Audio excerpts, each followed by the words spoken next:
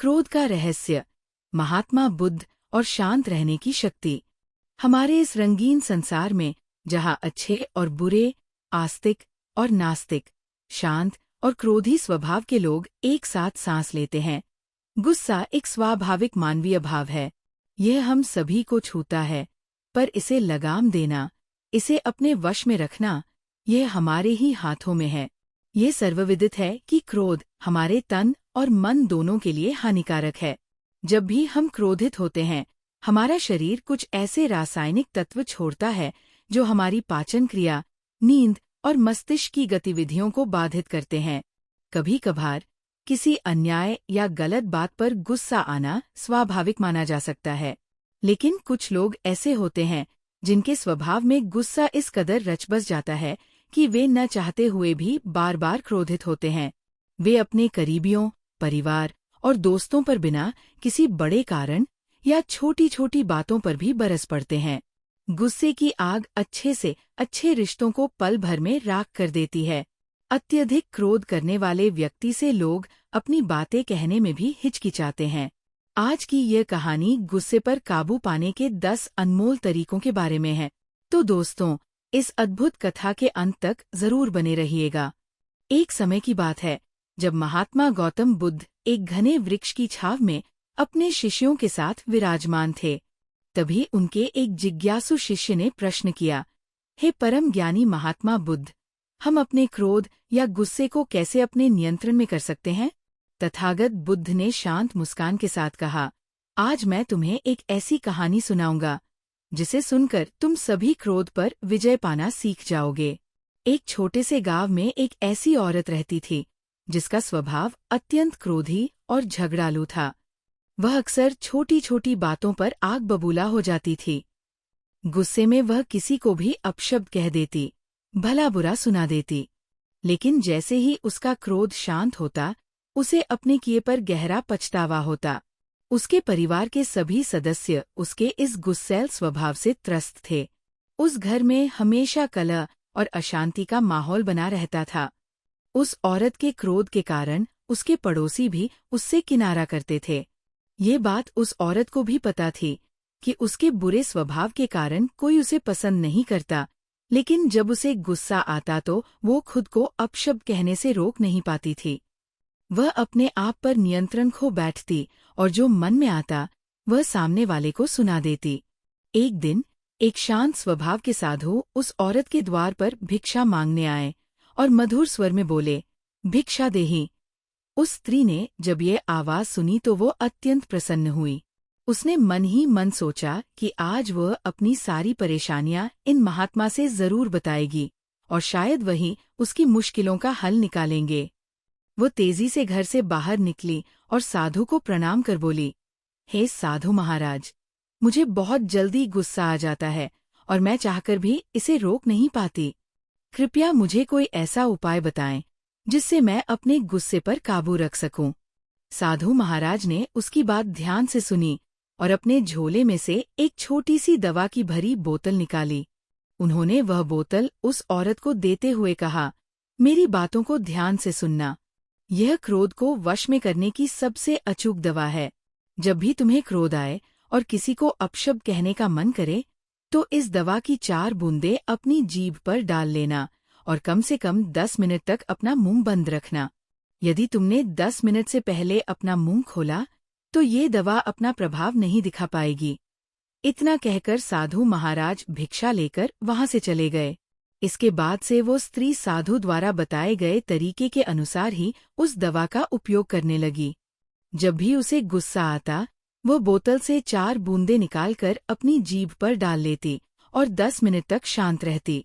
वह ऐसा हर बार करती जब उसे क्रोध आता। इस प्रक्रिया को कुछ दिनों तक करने के बाद उस औरत को गुस्सा करने की आदत धीरे धीरे छूटने लगी। अब उसे पहले से कम गुस्सा आता था और अगर आता भी तो वह उसे बर्दाश्त कर लेती थी। इस प्रकार कुछ ही दिनों में उसने गुस्से पर काबू पाना सीख लिया।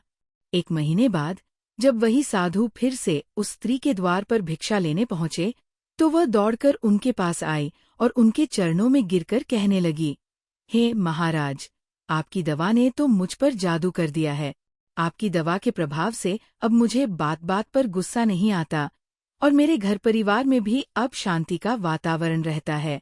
उस स्त्री की बातें सुनकर साधु महाराज मुस्कुराए और बोले, बेटी, उस बोतल में क्रोध या गुस्से की कोई दवा नहीं थी, बल्कि वह बोतल तो एक सामान्य पानी से भरी हुई थी। तुमने अपने गुस्से पर काबू उस दवा की वजह से नहीं, बल्कि चुप रहने की वजह से पाया है। जब भी तुम्हें गुस्सा आता था, तुम उस बोतल से 4 बूंदें निकालकर अपनी जीभ पर डाल लेती थी और 10 मिनट तक कुछ नहीं बोलती थी। तुम्हारे उस शांत रहने के कारण ही तुम उस गुस्से पर विजय पाना सीख गई, क्योंकि गुस्सा क्षणिक होता है। यदि उस थोड़े समय में तुम खुद को संभाल लो, तो गुस्सा अपने आप शांत हो जाएगा। कहानी का सार बताते हुए गौतम बुद्ध अपने शिष्यों से कहते हैं, गुस्से पर काबू सिर्फ मौन रहकर ही पाया जा सकता है, क्योंकि गुस्से में इंसान अपने मुंह से ऐसे अपशब्द कहता है जो नए झगड़ों और परेशानियों को जन्म देते हैं। इसलिए क्रोध के समय मौन धारण कर लेना ही गुस्से को वश में करने का एकमात्र अच्छा तरीका है। जब एक इंसान गुस्से में होता है तो उसका दिमाग काम करना बंद कर देता है और वह बिना सोचे समझे बोलता रहता है। गुस्से में इतना कुछ कह जाता है कि बाद में वह सारी उम्र अपनी इस गलती पर पछताता रहता है।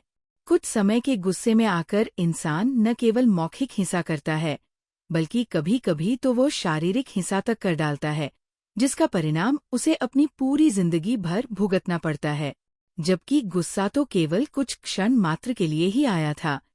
यदि तुम अपने गुस्से के उन कुछ क्षणों के लिए शांत रह पाओ, तो तुम अपनी जिंदगी की कई समस्याओं और झगड़ों को शुरू होने से पहले ही खत्म कर सकते हो। हाँ, अगर किसी के साथ बहुत ज्यादा अन्याय हो रहा हो, कोई जानबूझकर गलती कर रहा हो, बार बार तुम्हें प्रताड़ित कर रहा हो, तो पहले तुम उस व्यक्ति से दूरियां बना लो। कई बार ऐसा होता है कि जब तुम उस व्यक्ति से दूरियां बना लोगे, तो उसका गुस्सा धीरे धीरे अपने आप खत्म हो जाएगा। लेकिन ध्यान देने वाली बात एक और है। अगर तुम्हारे शांत रहने के बावजूद भी हर वक्त कोई तुम्हें बार बार गाली दे रहा है, बार बार तुम्हें परेशान कर रहा है, और तुम एक सामाजिक प्राणी हो, कोई साधु या महात्मा नहीं, तो तुम्हारा गुस्सा करना यहाँ जायज है। गुस्से को शांत करने के लिए 10 और तरीके मैं तुम्हें बताता हूँ, जिसे अगर तुम जान और समझ लेते हो, तो तुम गुस्से पर काबू पाना सीख जाओगे। एक, बोलने से पहले एक बार जरूर सोच लें। पहले ये समझने की कोशिश करें कि जिस बात को लेकर आपको गुस्सा आ रहा है, क्या वहां पर गुस्सा करना सही है या गलत। गुस्सा करने से चीजें सुधरती नहीं, बल्कि बिगड़ती ही है। थोड़ा सोच विचार करके, माहौल को समझकर, प्यार से अपनी बात कहने की कोशिश करें। गुस्सा आने से पहले एक बार जरूर सोचें कि क्या आपका गुस्सा करना यहाँ उचित है या नहीं। 2, ध्यान करने की आदत डालें। गुस्से को काबू में करने का ये सबसे महत्वपूर्ण तरीका है। प्रतिदिन ध्यान में बैठने से आपके शरीर में हार्मोन्स का प्रवाह सही तरीके से होता रहेगा, जिससे आपका गुस्सा नियंत्रण में रहेगा। ध्यान करने से कई बीमारियां अपने आप ठीक हो जाती है। बस एकांत में चुप रहकर बैठ जाएं और अपने विचारों को देखें या अपनी सांसों पर ध्यान केंद्रित करें। 3, गुस्सा आने पर जगह बदल लें। जब भी आपको गुस्सा आए, तुरंत उस जगह से चले जाएं। जिस व्यक्ति पर गुस्सा आए, उसके सामने से हट जाएं। इससे आप गुस्सा करने और उससे होने वाले नुकसान से बच जाएंगे। 4, कुछ अच्छा सोचने लगें। जब भी गुस्सा आए, तो अपने जीवन के कुछ पुराने सुखद लम्हों को याद करें या कुछ सुंदर मानसिक चित्रों का प्रयोग करके अपने गुस्से को शांत करें। 5, माफ करने और भूल जाने की आदत डाल लें। गुस्से को भगाने के लिए भूल जाने का नियम बहुत कारगर होता है। बहस को भुला दें, बुरी बातों को भुला दें, और यदि किसी की गलती माफ करने योग्य हो तो उसे तुरंत माफ कर दें। जानबूझकर गलती करने वाले से दूरियां बना लें। 6, अपनी बुरी आदतों को छोड़ दें। तंबाकू, मदिरापान और नशीले पदार्थों का सेवन तुरंत छोड़ दें, क्योंकि ये सभी चीजें गुस्सा बढ़ाने का काम करती हैं और आपके स्वास्थ्य पर भी बुरा प्रभाव डालती है। 7, एकांत में जाकर चीख लें। जब गुस्सा बहुत ज्यादा आ रहा हो, तो तुरंत एकांत जगह पर चले जाएं और वहां जाकर चीख चिल्लाकर अपने गुस्से को शांत करें। 8 अपने लिए कुछ अच्छे शब्द बोलें। दिन में 2 या 3 बार सकारात्मक अफर्मेशंस का प्रयोग करें, जैसे मैं एक शांतिप्रिय व्यक्ति हूँ, मैं हमेशा खुश रहता हूँ, मेरा गुस्सा धीरे धीरे शांत हो रहा है। 9 इंतजार करने का नियम अपना लें।